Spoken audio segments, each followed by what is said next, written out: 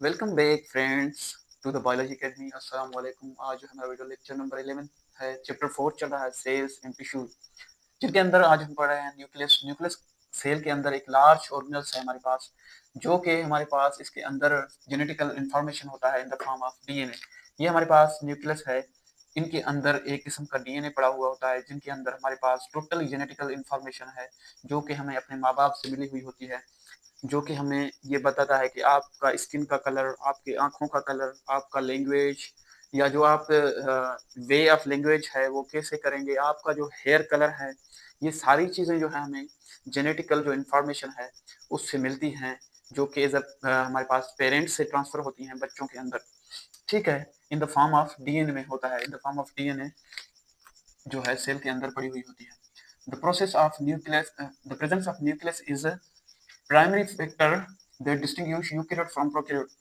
हमारे पास जो न्यूक्लियस होता है, इसके बेस पे जो है प्रोकैरियोट्स और यूकेरियोट को दो हिस्सों में तकसीम किया गया है। प्रोकैरियोट वो सेल होता है जिनके अंदर ट्रू न्यूक्लियस नहीं होता, लेकिन यूकेरियोट वो सेल है जिनके अंदर ट्रू न्यूक्लियस होता है।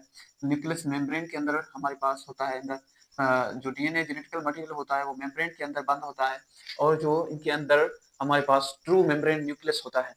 ठीक है, उसके बाद हमारे पास nucleus is covered by two phospholipid membrane known as a nuclear envelope. हमारे पास जो न्यूक्लियस मेम्ब्रेन होता है, इसको दो फॉस्फेट लिपिड, जैसे कि सेल मेम्ब्रेन हमारे पास फॉस्फेट लिपिड से बना हुआ है, फॉस्फोलिपिड से, और उनके भी दो मेम्ब्रेन होते हैं। इसी तरह से हमारे पास जो न्यूक्लियर मेम्ब्रेन होता है, जिसको न्यूक्लियर इनवेलप बोलते हैं, ये भी हमारे पास दो फॉस्फोलिपिड के लेयर से बना हुआ होता है।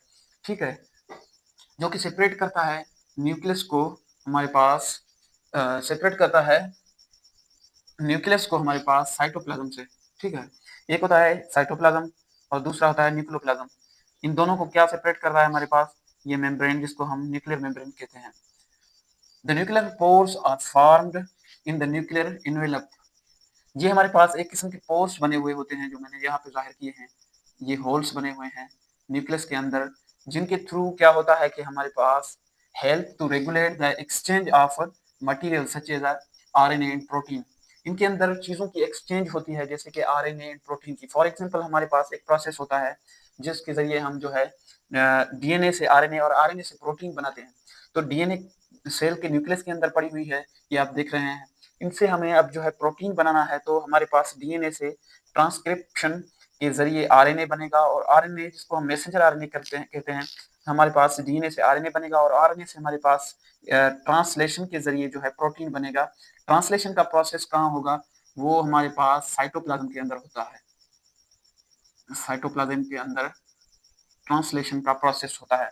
ये डीएनए है, डीएनए से आरएनए बन के यूं जो है हमारे पास बाहर निकलेगा साइटोप्लाज्म के अंदर। साइटोप्लाज्म के अंदर जो है राइबोसोम क्या करेगा? इसको स्कैन करके प्रोटीन का चयन बनाते जाएगा, और प्रोटीन बनाता जाएगा हमारे पास। ये हमारे पास कहाँ पे होता है?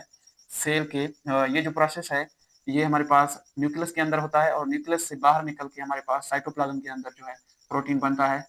किस रास्ते से आता है? वो हमारे पास न्यूक्लियस पोर से आता है, जो कि एक किस्म के यहाँ पे पोर्स होते हैं, सुराख होते हैं, जिनसे जो है हमारे पास ये डीएनए वगैरह, आरएनए वगैरह जो है यहाँ से निकलता है।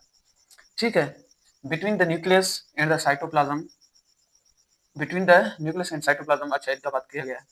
Inside the nuclear envelope a granular fluid present called nucleoplasm. हमारे पास न्यूक्लियस के अंदर एक किस्म का फ्लूइड होता है, जिनको हम न्यूक्लियोप्लाज्म कहते हैं। जैसे कि साइटोप्लाज्म है, उसके अंदर हमारे पास न्यूक्लियस है, न्यूक्लियस के अंदर जो फ्लूइड प्रेजेंट है उसको हम न्यूक्लियोप्लाज्म बोलते हैं। In the nucleus aggregation aggregation of RNA is also present called nucleolus. हमारे पास एक स्ट्रक्चर होता है न्यूक्लियस के अंदर, जिनको हम न्यूक्लियोलस बोलते हैं।